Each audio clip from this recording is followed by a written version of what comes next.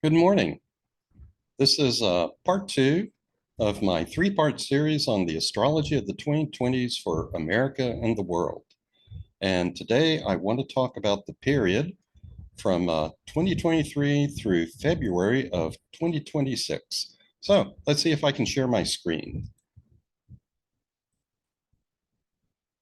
Okay, let me just make a little adjustment here. All right, so this will be 2023 through February of 2026. Let's see if I can go to the next slide. Yes. Well, whereas the past 3 years from 2020 through 2022 have probably been the most difficult that will be seen in this century, the next 3 years from 2023 through early 2026 will likely be the labor pains experienced before the birth of a new world. Things are still difficult, but not as difficult as they were. And the second half of this decade will be the beginning of something truly wonderful. Okay, now there are some important sign changes in 2023, with many of them having happened already in March. Saturn moved into Pisces, Pluto briefly moved into Aquarius, and Mars will finally have moved into Cancer. And Jupiter conjoined with Chiron on March 11. And in May, Jupiter will move into Taurus and the North Node will move into Aries in July. Thus, the signs they are changing, and most of these sign changes occurred in March 2023. Okay, the first one was Saturn entering Pisces. And with Saturn in Pisces, one's dreams can become reality. Some of the things that have happened in the past in years when Saturn went into Pisces are Social Security is enacted, 1935, the Beatles and the British invasion music, 1964. The World Wide Web provides an elegant interface for the internet in 1994.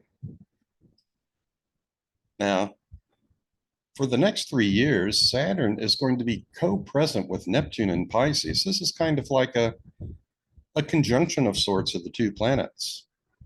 And when Saturn is in Pisces, we also expect some old structures to deteriorate and dissolve. And since it will be co-present with Neptune, as I just said, it will also be like a conjunction with Neptune. This influence will last about 3 years and will culminate with a Saturn-Neptune conjunction at 0+ degrees Aries in February 2026. We'll get a near conjunction, close to a conjunction, in Aries in 2025, but won't be exact until 2026. And both Russia and America will be affected. Now, past Saturn-Neptune conjunctions have had a significant impact on Russia. The 1917 Bolshevik Revolution, the death of Stalin and subsequent de-Stalinization in 1952, and the fall of the Berlin Wall in 1989, and the subsequent collapse of the Soviet Union.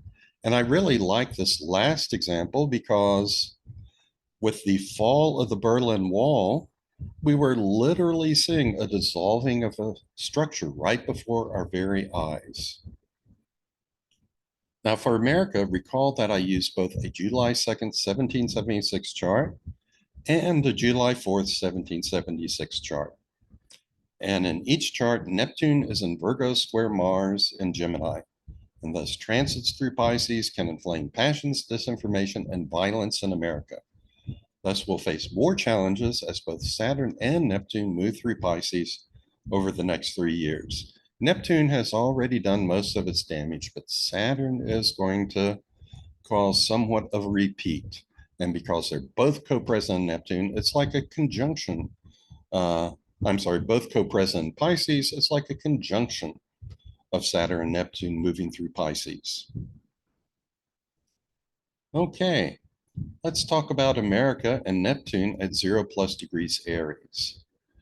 It turns out that the American Civil War began in 1861 as Neptune left Pisces and entered Aries. And several aspects that preceded the Civil War have been repeating themselves. The Jupiter-Neptune conjunction in Pisces, transiting Neptune opposite Neptune and square Mars, and Uranus conjunct North Node in Taurus. And things may come to a head in 2025, 2026 for both Russia and America. Here you can see a chart for February 19th, 2026. And we actually have a triple conjunction of Saturn, Moon, and Neptune on this day at 0+ degrees Aries.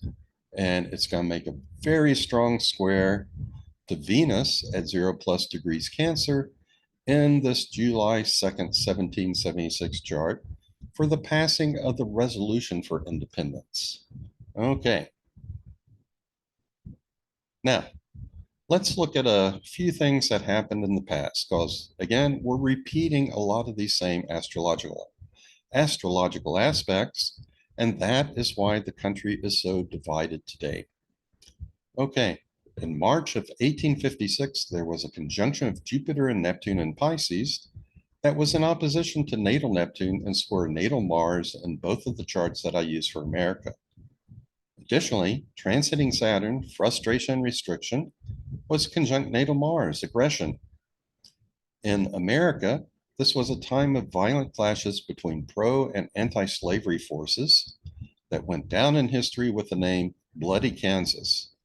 All right, and in this 1856 chart, you can see Jupiter and Neptune conjunct, but they're making that opposition to natal Neptune and the square to natal Mars. Here I'm using the July 4th, 1776 Sibley chart for America. And you can see in this one, transiting Saturn was a pretty strong conjunction with that Mars. Well, the next time Jupiter and Neptune were conjunct in Pisces was in April of 2022. And once again, the conjunction was in opposition to natal Neptune and square natal Mars. Jupiter and Neptune in Pisces, they represent a more progressive philosophy that clashes with Neptune and Virgo. And it stirred up the aggressive rhetoric of Mars and Gemini. Also, while things have yet to become as violent as they did in 1856, we are a very divided nation and passions are becoming hot. Okay, let's go back to 1855 now, March 16th. This is when we had Uranus conjunct the North Node in Taurus. So, in March of 1855, the year before Bloody Kansas, the planet Uranus was in Mars conjunct the true North Node of the Moon. And 2 weeks later, the territory of Kansas held its first election. This was an election that put Kansas at the epicenter of the slavery issue, as many people from Missouri crossed the border to vote in that election in order to elect a pro-slavery legislature. Those people who did that are now referred to in history as the Border Ruffians. Fortunately, 6 years later, Kansas entered the Union as a free state. Now, the next occurrence of Uranus conjunct the North Node in Taurus happened on July 31st, 2022, and it was joined by transiting Mars. Also, Kansas was once again at the political epicenter, since on August 2nd, there was a vote on whether to remove protections for a woman's right to choose an abortion from the state constitution. Once again, there were efforts to suppress the vote of political progressives, but fortunately, the voters were overwhelmingly pro-choice. Still, this election may have been a preview of the issue that will dangerously divide America again, resulting in great conflict. History is repeating itself. So over here, we see last year's July 31st, 2022 chart, and Uranus is not only conjunct the North Node in Taurus, but Mars is also part of that conjunction. And we see that as these aspects repeat themselves, history is also repeating themselves. Both times, Kansas was at the center when this conjunction took place. Okay, another aspect that occurred prior to the Civil War was Jupiter conjunct Uranus in Taurus. This is an aspect that could expand Jupiter, one's readiness to revolt, Uranus, over conflicts related to personal values. That's Taurus, which is ruled by Venus. Just a few days before this, an event known as the Mare de Cygnus massacre of anti-slavery citizens happened in Kansas. I hope I pronounced that correctly, but you get the idea. And this aspect is going to repeat on April 20th of 2024. So we'll wait to see what happens. Okay, as I said earlier, Saturn and Neptune will have a near conjunction in July 2025 and an exact conjunction in February 2026. I personally think there's a 50-50 chance that Putin will be gone before the end of 2023 and that Russia may collapse again by February 2026. America seems to be in better shape, but is currently trying to resolve threats to its own democracy. So, is America headed toward another civil war? Well, I have another video out there that discusses in detail the current divisions in America and their similarities to the Civil War period, and this is the title of that video over here. Now, I don't really expect another civil war, but I do expect some sort of restructuring of our democracy. This is also indicated by the February 2026 conjunction of Saturn and Neptune that will take place on the cusp of the fourth house, representing the homeland in the Sibley chart for America. Also, our future may very well hinge on the outcome of the 2024 presidential election. And with Pluto retrograding back into Capricorn, voters may choose whichever candidate they see as strongest and with traditional values. Okay, moving on a bit. In mid-March, Jupiter conjoined with Chiron, and past conjunctions have always brought something new and transcendent into the world related to the sign that the conjunction is in, but also sometimes takes several years before we fully realize what it is that has occurred. Now, past conjunctions have brought us television that occurred in Taurus, ruled by Venus, which has a connection with entertainment, things we enjoy.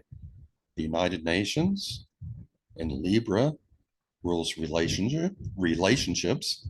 The Beatles, that one happened in Pisces, sophisticated music.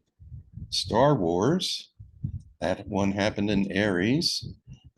Spiritual warriors, the Jedi Knights. Harry Potter, that one happened in Cancer. And one of the central themes of the Harry Potter story was family, the loss of his parents, and the new family that he found at Hogwarts. And of course, Obama and Obamacare.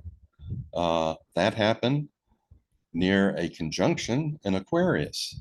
And let's see, this was a conjunction of not only Jupiter and Chiron, but also Neptune.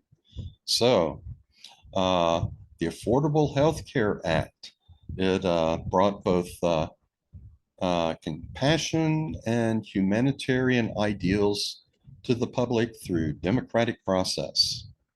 And I like to think that Obama himself, his ideals, that was Jupiter and Chiron's gift to the rest of the world. And for that, the world gave President Obama the Nobel Peace Prize. Okay, now the March 11 conjunction Aries will likely put a focus on individual spirituality like the Jedi of Star Wars. However, America will also be deeply affected since this conjunction is in direct opposition to Saturn to the degree in July 2nd, July 4th, 1776 charts. You can see over here, the conjunction occurs at 14 plus degrees Aries, and in our 1776 birth chart, Saturn is at 14 plus degrees Libra. And our country has already seen more wounding this year through mass shootings, extreme weather, bank failures, and the abortion issue. Furthermore, these sorrows may continue into 2025 as transiting Chiron moves toward a series of conjunctions with natal Chiron, which I have inside a dotted circle here. Natal Chiron is at 20 plus degrees Aries. And it's going to take a while for transiting Chiron to make it to this point. But in the birth chart, there's kind of a wide opposition here between Saturn and Chiron. And so What's happening now is going to be carried forward from this opposition to the eventual conjunction. Okay, on March 23rd, Pluto entered Aquarius. That was the long-awaited entry of Pluto in Aquarius. That is the really big change in energy this year. And this initiated a 21-year period in which we will likely see many new inventions and technologies and transfer of power from individuals to the masses. Also, some of the technologies that already appear to be on the horizon are clean nuclear fusion that can provide unlimited power, quantum computing, virtual reality, and artificial intelligence. Additionally, education has seen an increased use of Zoom technology and online chat rooms for collaborative learning. Collaborative learning is another aspect of Aquarius, and this Zoom technology is also an aspect of Aquarius. But it's not all going to be fun and games. Pluto was last in Aquarius from 1778 through 1798, and this was the time of the American French revolutions that showed that power can reside with the people instead of a single individual. Whenever Pluto moves from Capricorn into Aquarius, there is always a shift of power to the people. I have a chart here which shows all the dates and times that Pluto will move back and forth from Aquarius, back into Capricorn, back into Aquarius, and later on into Pisces, and back and forth in between Pisces and Aquarius. So the current battle for freedom and democracy is between Ukraine and Russia, and Pluto's ingress into Aquarius favors Ukraine. However, when it moves back into Capricorn on June 11th for the rest of the year, the tide may turn back in Russia's favor for a while. Nonetheless, Pluto returns to Aquarius in January 2024 and only briefly retrogrades into Capricorn from September 24 until November 2024. In America, Pluto in Aquarius will promote science and humanitarian concerns. But when it retrogrades back into a Capricorn in fall 2024, this could influence the presidential election. Just as a retrograde Jupiter in Pisces favored a progressive candidate in 2020, Pluto back in Capricorn favors a candidate that appears either stronger, older, or more conservative. Pluto won't leave Aquarius for good until 2044, and much of the progress will likely be made in technology, democracy, and global cooperation by then. Now, Pluto will be in its retrograde zone for almost the entirety of 2023.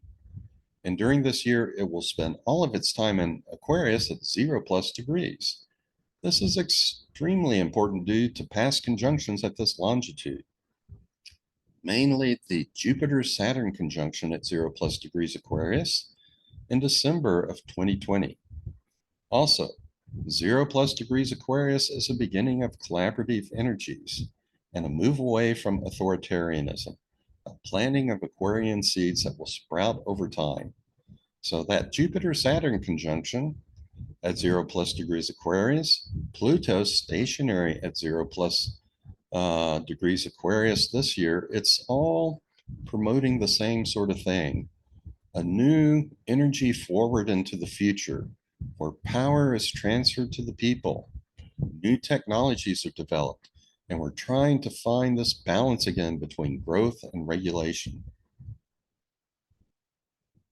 So, in summary, there will be many good aspects that will affect America in 2023, but also continued wounding throughout the year from Chiron square Sun, Chiron in opposition to Saturn, and Chiron making a near conjunction with natal Chiron throughout the summer.